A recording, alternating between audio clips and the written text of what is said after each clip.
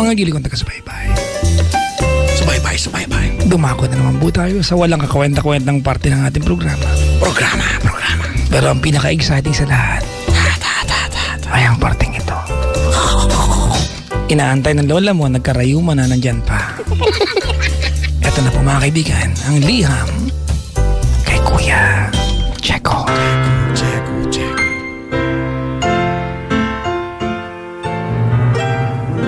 Isang mapagpalayang araw sa inyong lahat.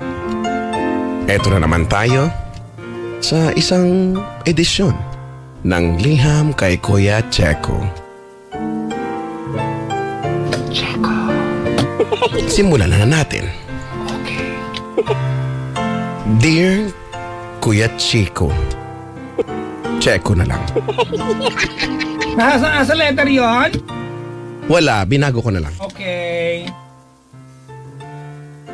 Itago mo na lang ako sa pangalang Mara. Ang pamilya namin ang pinakamahirap sa aming lugar.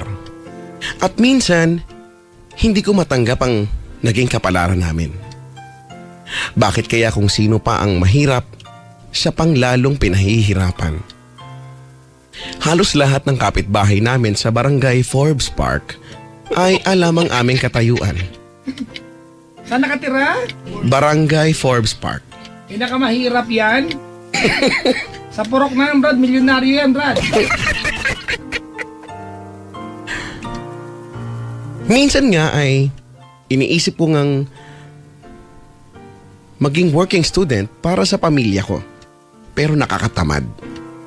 Humingi ako ng dagdag na sa allowance kay ama, pero sapat na daw ang 15,000 pesos per week.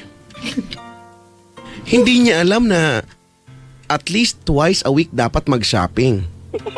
Kahit sa Hong Kong lang. Natuto din akong pagkasyahin ng 15,000 sa loob ng 7 araw. Pero hindi siya naging madali. Brad. Po? Naiirita na ako, Brad. Sabi kaya may disclaimer ako. Ako, babladin ko yan. Dahil sa kalagayan namin, kinakailangang magtayo ng 3 negosyo ni ama. At naiintindihan ko na minsan ay mainit ang ulo niya pagdating sa bahay.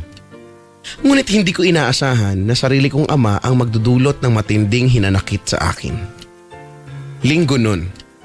At magsha-shopping ako with all my single ladies.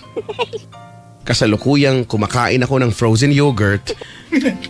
Bullshit na ako, Brad. Nang maalala ko na maxed out na pala ang credit card ko. Ang hirap talagang maging mahirap, Kuya Chico. Ano ang kinalaman ng frozen yogurt? Sa kwentong yon. Hindi ko alam.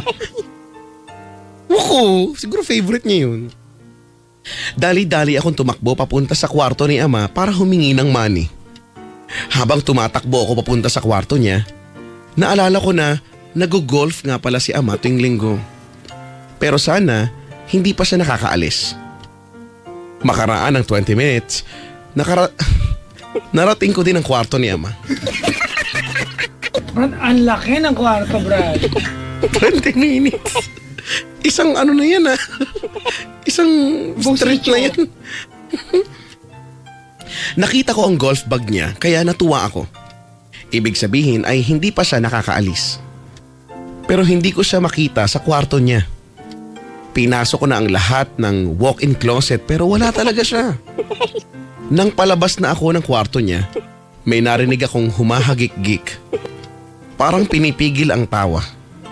Nang hanapin ko kung nasa nanggagaling ang hagik-gik, nakita ko si ama na nakatago sa likod ng kortina.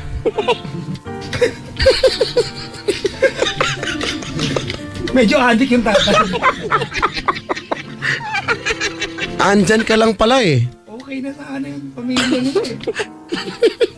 Andyan ka lang pala eh. Ang naiinis na sabi ko sa kanya.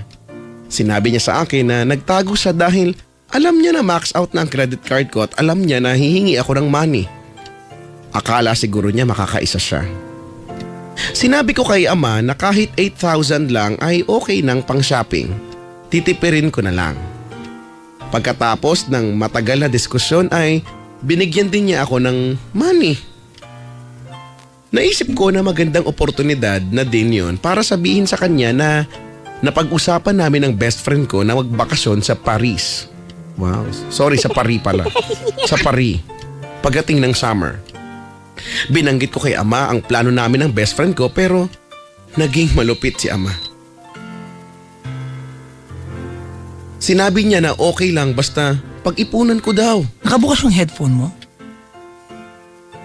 Hindi, may nagtataka nga ako bakit ganun eh. Akala ko sa'yo eh. Sa'yo ba yan? Sa'yo yan eh. Hindi sa akin.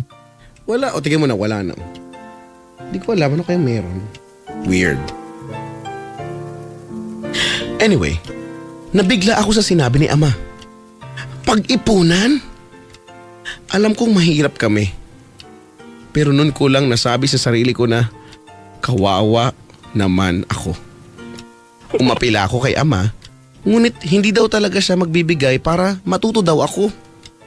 Akala ko ay hanggang doon na lang ang kalupitan na matatanggap ko nung araw na yon. Pero nagulat ako nang sabihin ni ama na, bakit hindi mo na lang ibenta yung kotse mo anak? Kinukurot ko ang sarili ko para magising ako. At umaasa na isang bangungot lang ang lahat. Pero totoo talaga ang mga pangyayari. Ang sarili kong ama, ang sarili kong dugot laman na inaasahan ko makakaintindi sa akin, ang siya pang nagsabi ng masasakit na salita sa akin. Matagal kong pinag-isipan ang sinabi ni ama. At ngayon na malapit na ang summer, matagal na yung sulat. Wala na akong ibang magagawa kundi ibenta ang kotse ko. Sabi nga nila, kapit sa patalim na. Nabuisit ako sa part. May isang bagay lang na gumugulo sa utak ko. At sana ay mabigyan mo ako ng karapat-dapat na payo. Aling kotse ko ba ang ibebenta ko? Yung apple green, burgundy o yung pink? Lubos na gumagalang, Mara. Ay, Hindi ako magre-react ha. ang hirap talagang maging mahirap ano. Ay kung sampaling kaya kita dyan. Sana ay magising ka. Halika rito. Ang hirap malagay sa sitwasyon mo. Hindi ko kaya. Yun lang ang masasabi ko.